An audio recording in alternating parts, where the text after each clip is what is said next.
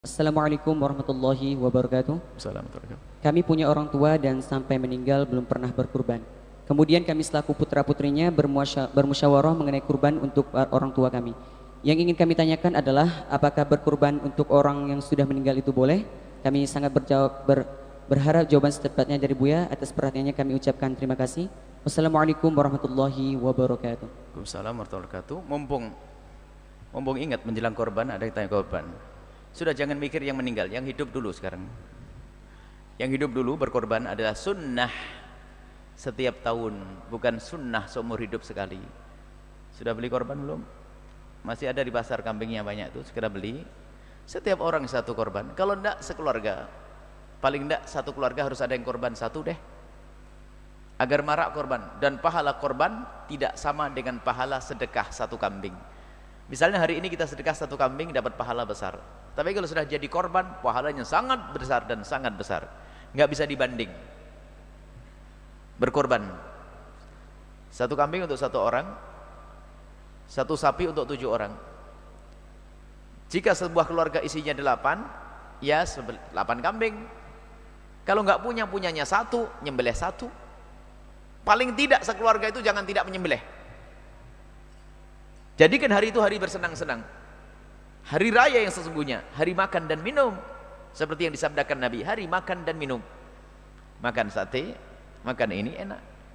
Dan kalau Anda serahkan ke masjid, biar masjid yang membagi. Tapi kalau Anda menyembelih di rumah, bagi 3. Anda menyembelih di rumah, bagi 3. Jadi orang yang berkorban boleh makan lah, jangan orang yang berkorban lalu ngenes, suruh lihat atau enggak, boleh makan. Seberapa? Bagi 3. Jika Anda menyembelih korban di rumah, kalau seandainya budaya korban itu betul diamalkan, jadi setiap rumah menyembelih korban. Apakah 1 atau 2 atau 8 terserah. Yang anaknya 8, 10 berarti dengan suami istri. Kalau tidak, paling tidak setiap keluarga korban. Nah, dibagi 3 nanti kalau jenis model ini. Sepertiga adalah dibagi untuk fakir miskin. Sepertiga dimasak untuk tamu yang akan datang. Sepertiga untuk keluarganya, jangan sampai ngiler keluarganya. Nah, ini karena hari itu hari bahagia, hari senang-senang, itu korban. Dan di saat setiap orang bisa berkorban satu-satu, namanya sunnah ainiyah. Di saat yang berkorban hanya satu, namanya sunnah kifayah. Artinya satu yang mengerjakan, yang lain sudah gugur tuntutan untuk melakukan kesunnahan. Namanya sunnah kifayah. Tapi ingat, bukan satu kambing untuk satu keluarga, bukan.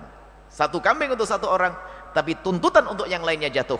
Tidak dituntut lagi untuk tuntutan sunnah. Kalau melakukan tetap mendapatkan kesunahan. Baik, bagi orang yang telah meninggal dunia, bagaimana? Misalnya ada seorang anak, abah meninggal dunia,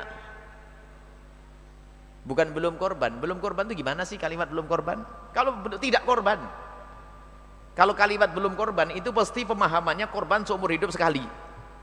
Kalau pertanyaan belum korban, loh, memangnya kalau belum ini pasti karena punya keyakinan korban dipikir seumur hidup sekali, makanya kalimatnya belum korban. Yang ada adalah tidak korban. Contoh, korban itu dengan puasa Arafah itu sama.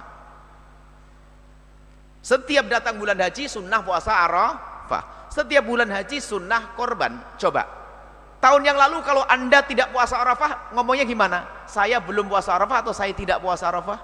Saya tidak puasa Arafah, selesai. Baru nanti Arafah yang akan datang saya akan puasa, selesai. Yang lalu berlalu, selesai. Nggak ada pertanyaan belum di sini. Berarti tahun yang lalu gimana? Saya tidak korban, kok belum korban? Belum korban, besok yang akan datang nih, saya mau korban.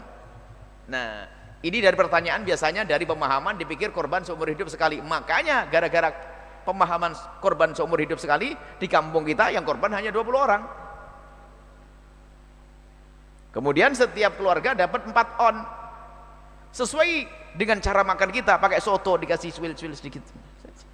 Pelit kita ya. Karena makanya dikasih 4 on. Coba Anda makannya yang seneng nyenengin tamu, Allah kirim kambing yang banyak nanti. Nyenengin tamu, setiap tamu saya kasih kambing ke ini, tamu kasih soto, makanya kasih 4 on. Baik lah, sekarang saya tidak usah begitu bahasanya. Bolehkah saya berkorban untuk orang tua yang meninggal? Tidak usah pakai orang tua saya belum meninggal, belum korban, nggak usah. saya mau berkorban untuk orang tua saya.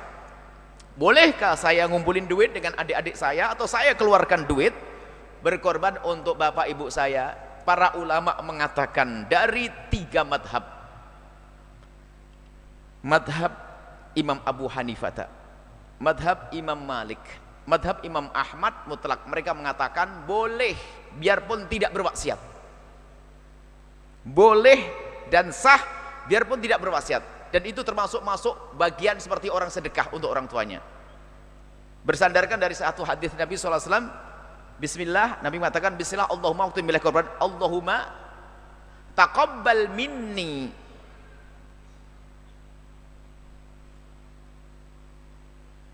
Allahumma taqabbal hadha min Muhammadin wa alihi wa min ummati wa ali wa hadha taqabbal minni, dalam riwayat ya, atau kama qala Rasulullah SAW, Allahumma bismillah, Allahumma taqabbal min Muhammadin wa alihi wa min ummatihi.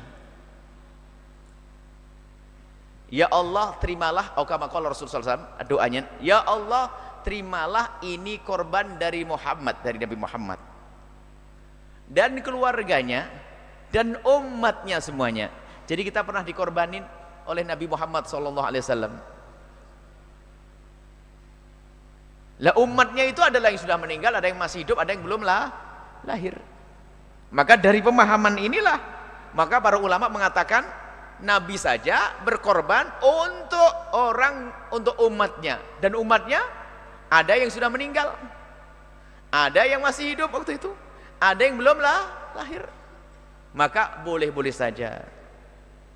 Kecuali menurut mazhab Imam Syafi'i ada khilaf di dalam mazhab Imam Syafi'i. Kalau Imam Nawawi misalnya, Imam Nawawi mengatakan sah biarpun tidak berwasiat. Kalau Imam Rafi'i sama Imam Baghawi mengatakan jadi mengatakan kalau berwasiat. Sehingga kalau kita di Fathul Qorib itu mengatakan illam yusi, bagaimana kalau tidak berwasiat? Kalau tidak berwasiat, kalau berwasiat jelas sepakat, nggak ada masalah. Kalau tidak berwasiat, jumhur ulama mengatakan boleh. Baik kita ikut Imam Nawawi saja. Kalau anda ingin berkorban untuk orang tua anda, hukumnya adalah boleh dan sah, dan mendapatkan kemuliaan. Anda dapat pahalanya double, pahala korban untuk orang tua, pahala korban untuk anda, pahala silaturahmi kepada orang tua, dan berbakti kepada orang tua. Lakukan itu semuanya dan tidak usah khawatir. Ulama mengatakan itu adalah hal boleh. Ini adalah hal yang diperkenankan. Semoga Allah memudahkan kita untuk berbakti pada orang tua kita. Like and share.